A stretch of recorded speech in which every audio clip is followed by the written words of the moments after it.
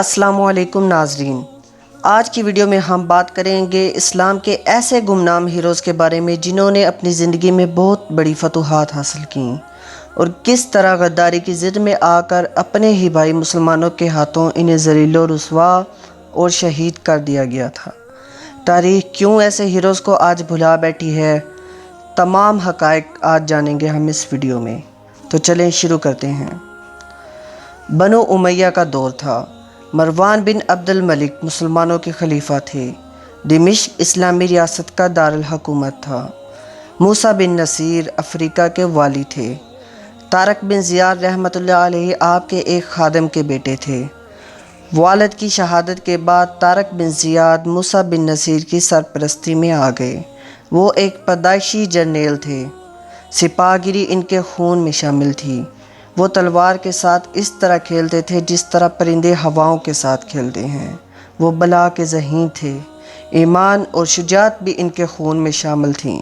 طارق بن زیاد جب جوان ہوئے تو موسیٰ بن نصیر نے انہیں طنجہ کا گورنر بنا دیا۔ یہ شہر آج کل مراکش کا حصہ ہے۔ سمندر کا پانی اسپین اور طنجہ کو ایک دوسرے سے جدا کرتا ہے۔ دونوں ملکوں میں تقریباً 14 کلومیٹر کا فاصلہ ہے۔ اس وقت اسپین میں شہنشاہ روڈرک کی حکومت تھی۔ یہ گوت قوم کا بادشاہ تھا جو کہ بہت ظالم بھی تھا اور لالچی بھی۔ اس وقت کے گورنر اپنے بچوں کو شاہی آداب سکھانے کے لیے بادشاہوں کے محلات اور درباروں میں بھجوایا کرتے تھے۔ کارڈٹ جولین شاہ روڈرک کا ایک گورنر تھا۔ اس کی بیٹی فلورینڈا دربار سے وابستہ تھی۔ وہ بھی انتہا خوبصورت تھی۔ بادشاہ اس کی خوبصورتی دیکھ کر بھٹک گیا اور اس نے اسے محل میں بلایا اور بے آبرو کر دیا تو اس لڑکی نے اپنے باپ کو اطلاع کر دی۔ جولین اس کے بعد سیدھا موسیٰ بن نصیر کے پاس حاضر ہوا اور اسے اسپین پر حملے کی ترغیب دی۔ موسیٰ بن نصیر جو کہ یورپ کے ساتھ کوئی بھی چھیڑ چھاڑ نہیں کرنا چاہتا تھا، لیکن جولین کی تمام ترغیبیں بھی بہت کمال کی تھیں اور اس کی کہانی بھی ایک نہایت افسوسناک تھی۔ چنانچہ اس نے اپنے جرنیل طارق بن زیاد رحمۃ اللہ علیہ کو 7,000 جوانوں کے ساتھ جولین کے ساتھ اسپین روانہ کر دیا۔ یہ لشکر صرف یہاں کے حالات کا جائزہ لینے آیا تھا، لیکن اسپین کی زمین پر قدم رکھتے ہی شوق جہاد کے ایسے جنون میں مبتلا ہوئے کہ وہ اس وقت تک واپس نہیں لوٹے جب اسپین کے تمام شہر ان کے قدموں میں نہیں آ گئے۔ طارق بن زیاد 5 اپریل 710 عیسوی کو جبرالٹر میں اترے اور اپنے جہازوں کو آگ لگا دی تاکہ فوج کے دل میں واپسی کا خیال نہ رہے، اور اس کے بعد طارق بن زیاد نے ایک سحر انگیز تقریر کی جسے پوری فوج کے جذبوں میں تلاطم پیدا کیا۔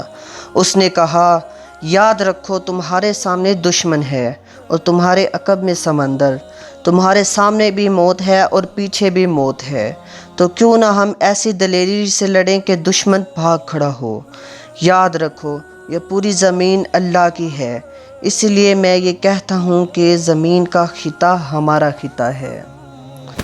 طارق بن زیاد کے پاس کل 7,000 جوان تھے۔ اکثریت ان کے اپنے قبیلے بربر سے تعلق رکھتی تھی۔ روڈرک 40,000 فوج لے کر آیا، اس کے باوجود روڈرک کو شکست ہوئی اور وہ میدان سے فرار ہو گیا۔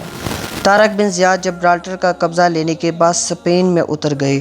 19 جولائی 711 عیسوی کو وادی لقا میں بہت بڑا معرکہ ہوا۔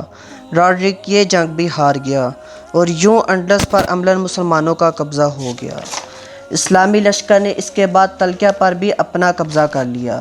یہ شہر آج بھی قائم ہے اور ٹولیٹ نام سے جانا جاتا ہے۔ طارق بن زیاد کی فتوحات کی خبریں جب افریقہ پہنچیں تو موسیٰ بن نصیر رحمۃ اللہ علیہ نے سلطنت اپنے بیٹے عبداللہ بن موسیٰ کے حوالے کی اور 18,000 جوان لے کر خود بھی اسپین پہنچ گئے۔ موسیٰ بن نصیر اسلامی لشکر کو قرطبہ تک لے گئے اور یوں جنوبی فرانس تک کا علاقہ فتح کر لیا۔ اس فتح کے سبب بے تحاشا مال غنیمت مسلمانوں کے ہاتھ لگا۔ خلیفہ مروان بن عبد الملک رحمۃ اللہ علیہ کو جب یہ اطلاعات پہنچی تو آپ نے طارق بن زیاد اور موسیٰ بن نصیر کو دمشق طلب کر لیا۔ موسیٰ بن نصیر نے قرطبہ کا چارج اپنے بیٹے عبداللہ کے حوالے کیا اور طارق بن زیاد کو لے کر دمشق کے لیے روانہ ہوئے۔ یہ قافلہ ابھی راستے میں ہی تھا کہ خلیفہ وقت مروان بن عبد الملک کی طبیعت نہایت ناساز ہو گئی۔ مروان بن عبد الملک کے بھائی سلیمان بن عبد الملک نے اس قافلے کو ایک خط لکھا کہ اپنی رفتار سفر کو سست کر دو تاکہ یہ مال غنیمت سے بھرا ہوا قافلہ میرے دور حکومت میں وصول ہو، جبکہ یہ دونوں حضرات طارق بن زیاد رحمۃ اللہ علیہ اور موسیٰ بن نصیر معمول کے مطابق سفر کرتے رہے۔ جب یہ قافلہ دمشق میں داخل ہوا تو خلیفہ مروان بن عبد الملک زندہ تھے۔ انہوں نے موسیٰ بن نصیر رحمۃ اللہ علیہ کو 50,000 اشرفیاں جو اور خلعتیں انعام میں دیں، لیکن جلد ہی خلیفہ مروان بن عبد الملک انتقال کر گئے۔ ان کے بعد ان کے بھائی سلیمان بن عبد الملک کا دور شروع ہوا۔ اس وقت مسلمان پوری دنیا کی فتوحات میں مصروف تھے۔ محمد بن قاسم رحمۃ اللہ علیہ سندھ فتح کر چکے تھے۔ قتیبہ بن مسلم وسطی ایشیا فتح کر چکے تھے اور اس کے بعد چین پر حملہ کرنے کا منصوبہ بنا رہے تھے، جبکہ طارق بن زیاد رحمۃ اللہ علیہ یورپ میں فتوحات کے جھنڈے گاڑ چکے تھے۔ سلیمان بن عبد الملک نے منصبہ خلافت پر فائز ہوتے ہی ان تمام سپہ سالار اسلام کو اپنے عتاب کا نشانہ بنایا۔ محمد بن قاسم رحمۃ اللہ علیہ اور قتیبہ بن مسلم رحمۃ اللہ علیہ کو شہید کر دیا گیا۔ موسیٰ بن نصیر پر مال غنیمت میں خرد برد کا الزام لگا کر لاکھوں کا جرمانہ عائد کیا گیا اور ان کی خوب تذلیل کی گئی۔ آپ کو زنجیروں میں جکڑ کر کئی گھنٹے دھوپ میں کھڑا رکھا جاتا۔ انتہا یہ کہ آپ کے جوان سالہ بیٹے کو قتل کر کے ان کا سر آپ کی گود میں ڈال دیا گیا۔ کچھ ہی دن بعد خلیفہ سلیمان بن عبد الملک کی قید میں آپ کی وفات ہو گئی۔ موسیٰ بن نصیر رحمۃ اللہ علیہ جو کہ فاتح اسپین طارق بن زیاد کے سرپرست تھے، آپ کی وفات کے بعد طارق بن زیاد رحمۃ اللہ علیہ پر مختلف پابندیاں عائد کر دی گئیں اور انہیں بھی معدول کر دیا گیا۔ یوں اس عظیم فتح کی باقی کی ماندہ زندگی گمنامی کی ایک دبی ہوئی تہہ میں جا چھپی۔ تاریخ طارق بن زیاد رحمۃ اللہ علیہ کے آخری ایام کے متعلق بالکل خاموش ہے۔ مختلف حوالوں کے مطابق طارق بن زیاد رحمۃ اللہ علیہ کا آخری وقت نہایت ہی قسم پرسی میں گزرا۔ دمشق میں انتہائی غربت کی زندگی گزارنے کے بعد آپ رحمۃ اللہ علیہ 720 عیسوی میں صرف 37 سال کی عمر میں اس دنیا سے رخصت ہوئے۔ تاریخ اس المیہ کی گواہ ہے کہ مسلمانوں کو آج تک دوسرے غدار مسلمانوں نے جتنا نقصان پہنچایا ہے، اتنا کسی اور نے نہیں پہنچایا۔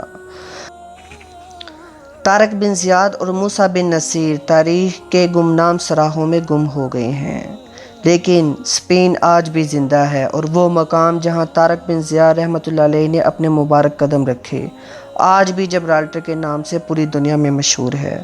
اور جب تک جبرالٹر اور اسپین موجود ہے، دنیا کا کوئی شخص طارق بن زیاد رحمۃ اللہ علیہ اور موسیٰ بن نصیر سے ان کا نام اور ان کا کارنامہ نہیں چھین سکتا۔ آج کے لیے اتنا کافی ہے۔ Please subscribe my channel and press the bell icon تاکہ نئی آنے والی اپڈیٹس آپ کو بر وقت ملتی رہیں۔ شکریہ۔ اللہ حافظ۔